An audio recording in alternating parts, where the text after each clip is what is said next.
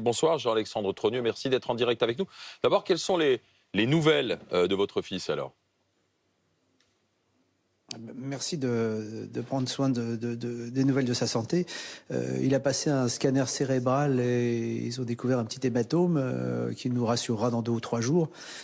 Il a plusieurs doigts foulés, une plaie à la main, 2 côtes cassées et quelques effusions au genou.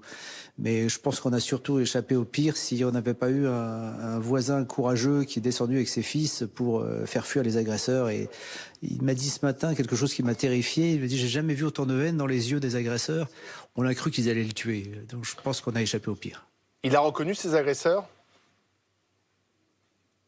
Oui, vous savez, quand vous avez quelqu'un qui vous insulte pendant quelques minutes et qui finit par vous foutre le poing sur la figure, vous oubliez jamais son visage.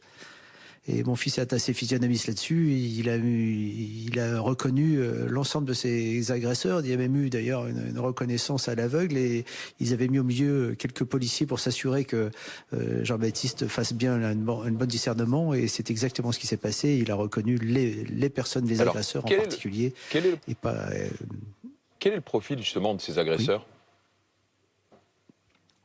Je ne peux pas vous répondre jusqu'à maintenant parce que je ne les connais pas personnellement. Nous n'avons pas eu de communication du procureur à ce sujet. Nous espérons que très rapidement des décisions seront prises et que nous puissions avoir davantage de renseignements. Mais là, je suis dans l'incapacité de vous donner davantage de renseignements. Selon BFM TV, un des agresseurs est connu des services de police. Votre fils vit au-dessus de la boutique. Cette dizaine de personnes s'étaient rassemblées devant la boutique, commençaient d'ailleurs, je crois, à jeter des projectiles, notamment des poubelles. Il est descendu et c'est là qu'il s'est fait agresser? Non, il n'est pas descendu. Il était à l'extérieur, il rentrait à ce moment-là. Donc, les agresseurs l'ont reconnu, ont commencé par l'insulter, et puis et après les coups sont mis à pleuvoir. Et entre deux, il y a eu vraiment des insultes aussi bien pour la famille Trogneux que la famille Macron, puisqu'on est toujours dans l'amalgame classique de la bêtise de ce genre de situation, quoi. Mais c'est pas la première fois que la boutique est visée par des manifestants. Malheureusement non, c'est depuis le premier mandat, depuis 6 ans, c'est crescendo. C'est-à-dire qu'on a commencé par un boycott de certains clients qui ne voulaient plus acheter de chocolat parce qu'ils étaient persuadés que le chiffre d'affaires allait dans la poche de M. Macron, ce qui est bien évidemment complètement faux puisque la société a toujours appartenu ou à mon père ou à moi-même et maintenant à mon fils.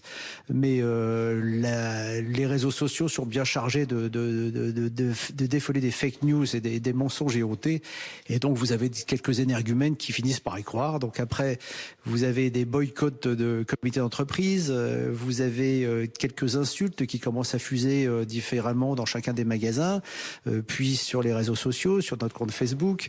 Et on en arrive à avoir des petites dégradations. Un coup de tag par ici, un fumigène par là.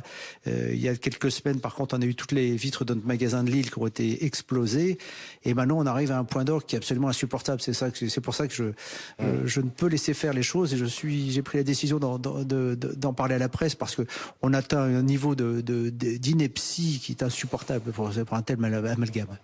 Mais vous avez demandé... Vous n'êtes pas responsable, vous, personnellement, sur ce que dit votre oncle, bien évidemment. Donc là, on arrive à un niveau de bêtise humaine invraisemblable.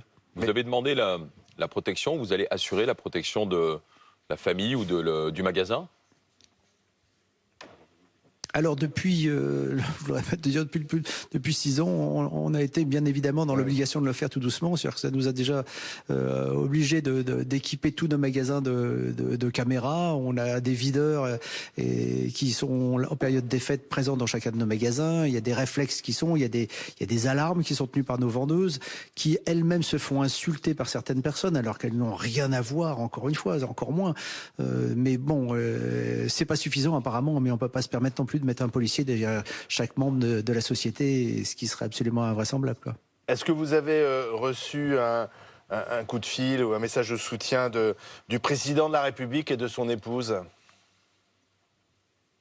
On a reçu un coup de fil de Brigitte notamment qui nous a fait part de son effarement et de son écœurement que nous soyons mêlés à ce type d'agression qui est absolument incompréhensible de chacun. Et votre rôle dans la presse est aussi de faire reporter mettre fin à ces fake news pour que les gens comprennent que c'est pas un combat comme celui-ci qui est concevable de mener sur une société qui n'a rien à voir avec le président actuel et tous les membres qui sont partie de cette société. D'ailleurs, François Ruffin connaît bien votre boutique. Il a réagi. Il a bien sûr condamné vivement l'agression de votre fils et puis surtout il a dit que lui, il allait acheter des macarons chez vous. Bien sûr qu'il n'y avait aucun rapport entre ce commerce et puis la politique menée par le président Macron. Vous le croisez, François Ruffin ? Je peux pas interférer sur ce... Oui, j'ai pas de souci particulier. Je suis pas là pour faire un commentaire politique. On a des clients de tous bords. Quand on aime les macarons et les chocolats, qu'on soit de gauche ou de droite, ça change pas grand-chose. On reste un gourmand. Mais là n'est pas le débat aujourd'hui, quoi. Vous êtes sensible aujourd'hui au climat politique et vous disiez ça va nous arriver un de ces jours. Vous pensez que ça a été entretenu par certains ? Je vous le répète, je suis pas là pour faire des commentaires politiques. Je suis là parce que je suis révolté qu'on se soit pris à mon fils. Je suis révolté qu'on insulte mes vendeuses. Je suis révolté que nous soyons insultés et agressés et des dégradations régulièrement. Mon propos d'aujourd'hui n'est celui-ci et rien d'autre. Il faut qu'on comprenne qu'on doit faire une différence entre la vie d'une famille et tous les membres qui en font part. Mais ces soutiens unanimes de la classe politique, que ce soit du Rassemblement national jusqu'à certains élus insoumis, aujourd'hui, je pense que ça vous touche, ça vous rassure peut-être. J'en prends note. J'en prends note. Il faudrait que ce soit relayé dans les réseaux sociaux pour qu'on arrive à un vrai résultat jusqu'au bout. Mathias Tesson ? Oui, bonsoir, Monsieur Trogneux, j'avais une question. Vous dites que ce n'est pas la première fois que ces choses-là malheureusement arrivent. Est-ce que vous déposez à chaque fois plainte lorsqu'il y a des menaces, lorsqu'il y a des violences, des dégradations? Est-ce que vous savez ce qu'il advient de ces plaintes et de ces éventuelles enquêtes? Vous savez, à chaque fois qu'il y a des menaces importantes, qu'on a eu une menace de mort il y a 4 ans, la personne a été condamnée notamment, nous avons systématiquement déposé plainte, à chaque dégradation aussi, mais ça n'efface pas les insultes quotidiennes, les boycotts de certaines personnes qui vous forment le cœur parce que vous ne comprenez pas que cet amalgame soit fait.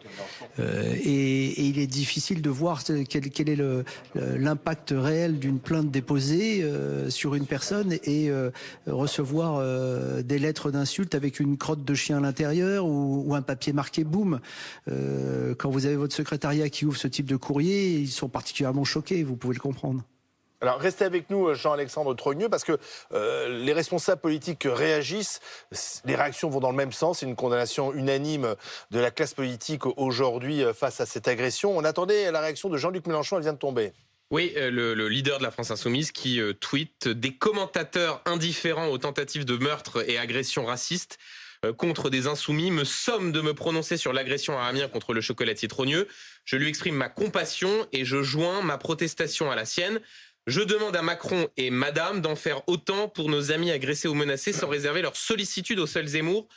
Quand il fut molesté, on a connu tweet de condamnation plus explicite et avec moins de circonvolution. Visiblement, Jean-Luc Mélenchon qui donne l'impression d'être obligé de faire ce tweet sous la pression Il écoutait le débat de BFM TV tout à l'heure et qu'on s'interrogeait. C'est pas impossible. En tout cas, déjà, il donne l'impression d'être obligé de faire ce tweet sous la pression, ce qui est assez singulier. Il n'est pas spontané. Me somme pour me prononcer sur l'agression. 2, je lui exprime ma compassion et je joins ma protestation à la sienne. Peut-être qu'une condamnation aurait été plus efficace. Il faut préciser qu'Alexis Corbière, par exemple, ou Thomas Porte, ou François Ruffin ont été plus directs et moins tordus, excusez-moi, dans leur condamnation. Absolument, vous avez tout à fait raison. Sandrine Rousseau de la même manière. Et enfin, je demande à Macron et Madame d'en faire autant pour nos amis agressés ou menacés sans réserver leur sollicitude au seul Zemmour quand il fut molesté. Comme si, au fond, il y avait une sorte de deux poids, deux mesures selon les menaces qui existent. Bref, Jean-Luc Mélenchon a, je crois, encore une fois, loupé le coche quand il s'agit, là, pour le coup, d'avoir une condamnation la plus claire possible par rapport à ce qui s'est passé hier soir. Jean-Alexandre Trogneux. Qu'est-ce que vous en pensez? Sans commentaire, je suis désolé de vous le dire. J'en ai pas là pour faire œil pour œil, dent pour dent. Vous allez être choqué quand même. Je le suis quand je vois la tête de mon fils ce matin à 3 heures qui m'appelle en disant « Papa, on a frôlé la catastrophe ». Mais quand vous dites on a Non, frôlé c'est le pas pire, ouais, je voulais revenir sur l'agression d'Mme Lam, parce qu'il dit jamais je n'ai vu ce niveau de haine dans les yeux, ce qui veut dire qu'il aurait pu y laisser la vie, franchement. Quand vous avez un voisin qui a le courage de sortir à 23 heures dans la rue avec ses fils, 40 personnes manifestantes, 10 agresseurs, et à 4, ils descendent dans la rue, ils essayent de préserver mon fils, et que vous avez ces agresseurs qui le regardent avec une telle haine dans les yeux, comme je vous relate tout simplement son propos. Il a souhaité qu'on reste anonyme parce que il sait aussi ce que ça peut vouloir engendrer derrière, mais quand il est capable de vous dire je n'ai jamais vu autant de haine dans les yeux, je pense qu'ils allaient le tuer. J'ai eu une froideur dans le dos inimaginable. Ça veut dire que on a échappé au pire. Je le répète, on a échappé au pire. Merci Jean-Alexandre Trogneux, merci d'avoir été en direct avec nous.